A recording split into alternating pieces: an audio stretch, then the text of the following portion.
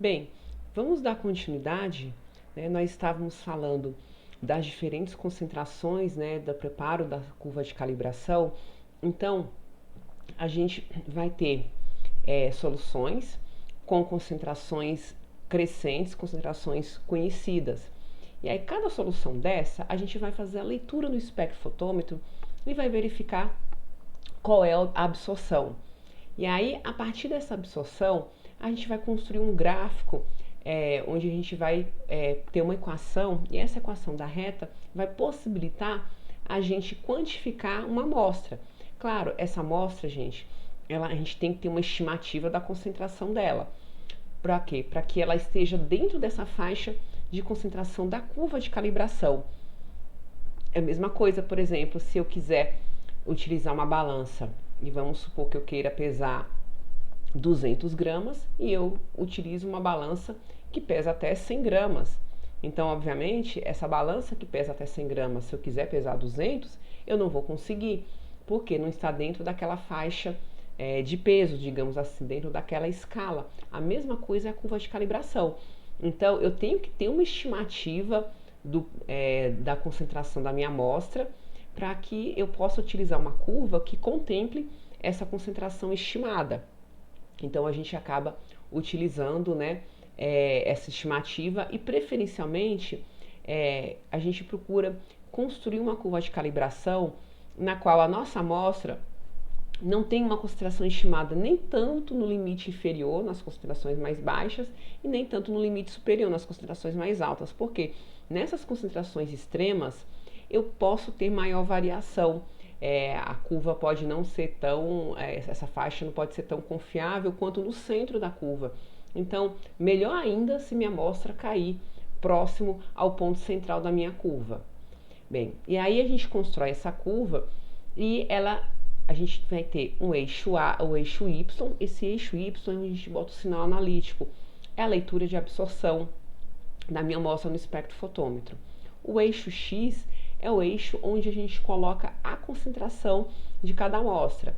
Então aqui a gente tem 2, 4, 6, 8 e 10, né, miligramas por litro, por exemplo, dessa concentração de ferro. A gente está dando uma curva de calibração de ferro. E aí cada uma dessas concentrações, ó, a minha amostra de 2, ela deu uma absorbância aqui nesse valor. A de 4 deu aqui nesse outro valor. A de 8, né? Então a gente vai ver nos pontos da curva, né? A de 4 aqui, a de 6 mais ou menos aqui, a de 8, tá vendo? Nesse valor, e a de 10 aqui mais acima. E aí, uma vez que eu tenho, né, uma equação que é obtida através desses pontos, eu vou ter minha amostra, que eu quero saber qual é a concentração, então eu vou ler minha amostra e minha amostra vai dar um determinado valor de absorbância. Com esse determinado valor aqui de absorbância, vamos supor que isso aqui tenha dado 0,3, pronto. Aí ele vai ter um ponto correspondente aqui de concentração. Então, a minha concentração vai estar aqui nesse valor dentro dessa escala. Então, vamos supor que isso aqui seja, né, como está aqui na metade, provavelmente esse valor é algo em torno de 5.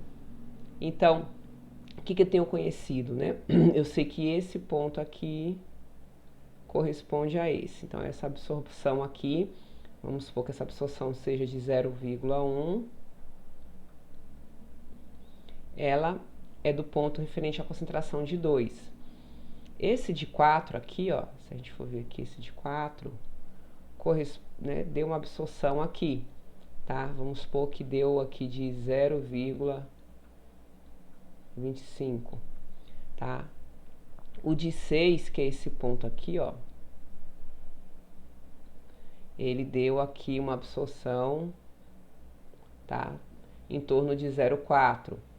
O de 8, minha mão tá super torta, né? Ele deu aqui algo, né, em torno de 0,5, tá? O de 10, ele deu uma absorção aqui, vamos supor, em torno de 0,6. E aí, Deixa eu mudar a cor aqui para ficar mais destacado. E aí, eu peguei minha amostra, que eu quero saber a concentração, e fiz a leitura. Vamos supor que essa leitura dê esse valor de 0,3. Esse valor de 0,3, ele vai ter um ponto correspondente aqui no eixo X, que é, por exemplo, uma concentração de 5. Então, através desses pontos aqui de referência, tá? A gente conseguir encontrar uma amostra que esteja aqui dentro dessa faixa. E se eu, por exemplo, tivesse uma amostra que tivesse dado, vamos supor, uma absorção de 0,55, tá? Então a gente ia ver esse 0,55 onde ele ia cair na minha curva. Acho que minha mão tá super torta. Então ele ia cair aqui, então, sei lá, poderia ser uma absorção, uma concentração de 9 miligramas por ml, e assim sucessivamente, né? Qualquer valor dentro dessa faixa, né? De 0,6 a, vamos supor, 0,1. E se eu tiver uma absorção, por exemplo, de 0,9? 0,9, gente, eu não tenho mais nenhuma, né? Eu não tenho, ele está fora dessa faixa. A minha faixa que eu vi foi até 0,6. O que acontece depois de 0,9? Se você botar na equação, a equação vai te dar um valor. Mas você não sabe, gente, que a gente viu que a lei de Beer, quando chega aqui, ela pode fazer isso. E se o gráfico fizer isso? Eu posso confiar que se eu extrapolar essa absorção de 0,9 aqui, né? Tá vendo? Se eu extrapolar, ele vai me dar uma concentração correspondente, correta? Ele vai, sei lá, me dar uma absorção aí de 12? Uma concentração de 12, eu posso confiar, se eu tiver uma leitura de 0,9, eu posso confiar que a concentração é de 12, mas se eu botei minha régua até 10, então daqui para cá, gente, daqui para cá, nós não sabemos. Nós não temos como definir. Eu só saberia se eu fizesse mais pontos, se eu construísse mais pontos para verificar se eu tenho ainda a linearidade, tá? Então, para eu verificar essa linearidade aqui, ó, gente, se isso aqui continua assim, ou se ele vai tender, né, a perder essa linearidade. Então, será que esse ponto é aqui? Será que eu vou ter esse ponto de 9 corresponder a 10 ou 12?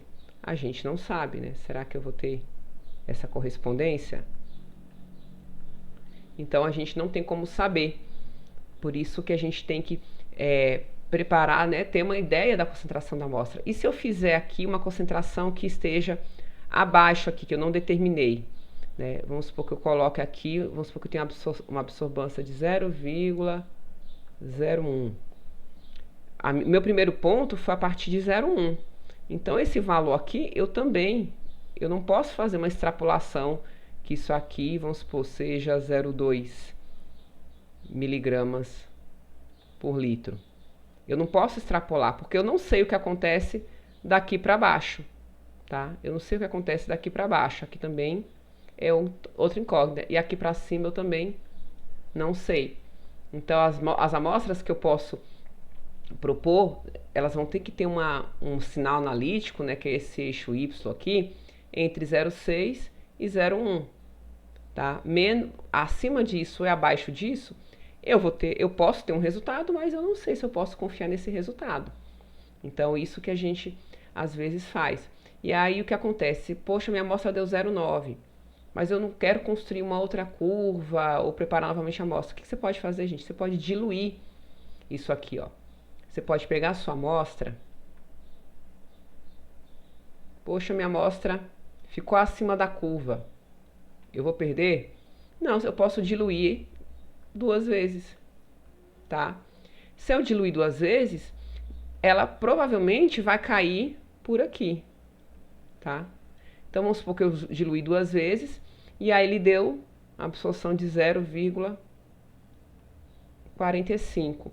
Beleza, 0,45 tá dentro. Então, 0,45.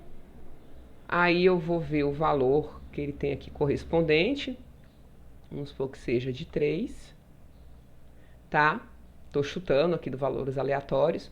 Só que aí é 3, mas eu tenho que lembrar que eu diluí. Então, esse 3 eu vou multiplicar por 2, tá? Bem que os valores aqui, né, foram aleatórios. Mas a gente, né, vai pegar esse valor e aí eu vou multiplicar, tá? A depender aqui da faixa de concentração. Então, aqui um exemplo para vocês, né, verem como a gente pode brincar, né, com a curva de calibração.